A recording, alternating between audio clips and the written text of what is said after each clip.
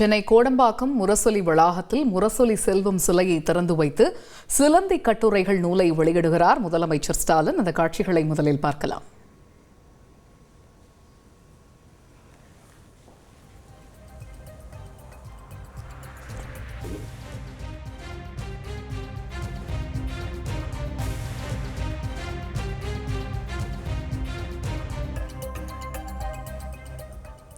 கூடுதல் தகவல்களை செய்தியாளர் பாஸ்கரன் வழங்கிட கேட்கலாம்.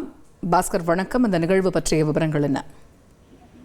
திமுக தலைவரும் தமிழக முதலமைச்சருமான மு.க. ஸ்டாலின் சென்னை கோடம்பாக்கத்தில் முரசொலி வளாகத்தில் முரசொலி செல்வம் அவர்களுடைய சிலையை திறந்து வைத்திருக்கிறார். இந்த நிகழ்ச்சியில திராவிட கழக தலைவர் வீரமணி, திமுகவுடைய பொதுச் செயலாளர் துரைமுருகன், பொருளாளர் டி.ஆர். பாலு, துணை முதலமைச்சர் உதயநிதி ஸ்டாலின் உள்ளிட்ட அமைச்சர்கள், நாடாளுமன்ற உறுப்பினர்கள், சட்டமன்ற உறுப்பினர்கள் எல்லாம் பங்கேற்றிருக்கிறார்கள்.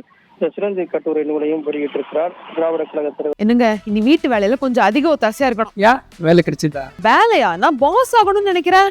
எப்படி? பாஸ் வாலா பி தி பாஸ். வீரமணி அவர்கள் இதனை கேட்டுக் கொண்டிருக்கிறார்.